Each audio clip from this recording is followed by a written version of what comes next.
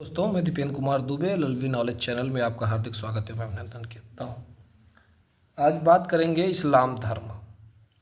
इस्लाम धर्म के बारे में। देखिए, इस्लाम धर्म की उत्पत्ति के बारे में बताया जाता है 7वीं शताब्दी के ईसा पूर्व में इसकी उत्पत्ति हुई थी।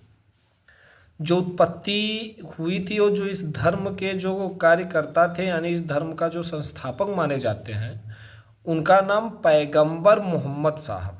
उनकी जन्म 570 ईसा पूर्व में मक्का मदीना जो सऊदी अरब में है वहाँ हुआ था, और उनकी मृत्यु 8 जून 1632 ईसा पूर्व में मदीना में हुआ था। माता का नाम अमीना बिन्त वाहब था, और पिता का नाम अब्दुल्ला इबन अब्दुल मुतालिब था। बाकी इनका कार्य क्या था? इनका कार्य इस्लाम धर्म का संस्थापना किए, उसका प्रचार प्रसार किए। उस समय हर्षवर्धन का शासन काल था, और यह विदेशों में अपना प्रचार प्रसार धर्म का करते थे।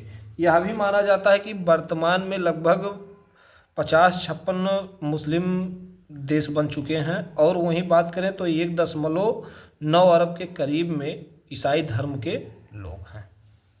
ग्रंथ की बात करें तो इनका पवित्र ग्रंथ क्या है? ये मूर्ति पूजक नहीं है, ये मूर्ति नहीं पूजते हैं। इनका ग्रंथ कुरान है। कुरान को ही अल्लाह का अंतिम रूप मानते हैं, अल्लाह की किताब मानते हैं।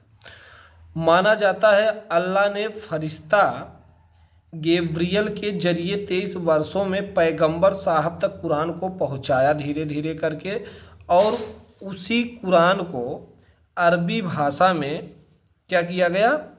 लिखा गया है। कुरान को जैद बिन जो लेखक हैं वो जैद बिन है। कोई पूछेगा कुरान कौन लिखा, तो आप कहेंगे जैद बिन साबित ने इकट्ठा करके कुरान को तब लिखा। कुरान के बारे में और आप समझ जाओ, 30 पारो होते हैं। 30 पार कहो या पारे कहो, 30 पारों में प्रत्येक में 114 सूरह यानी सूरह अध्याय है। आयतों की संख्या 6236 है। सजदों की संख्या 14 है। शब्दों की संख्या 86,423 है। अक्षर 32,376 हैं, और रुकू की संख्या 558 है। इनका मूल मंत्र क्या है? ला इलाह इल्लल्लाह मुहम्मदुर रसूलुल्लाह। अर्थात इसका कहने का मतलब क्या है कि अल्लाह के अलावा और कोई पूजा करने के लायक नहीं है, सब कुछ अल्लाह ही है। ऐसा पैगंबर साहब ने बताया, और उन्होंने ही अपने आप को यह भी बताया कि वही अल्लाह के बंदे थे, अल्लाह का रूप वही थे। शादी के बारे में बात करें तो लगभग इनकी शादियां कहीं कहीं पता चलती हैं कि ये 14 शादी किए हैं, और कहीं कहीं पता चलता है 11 शादी किए हैं।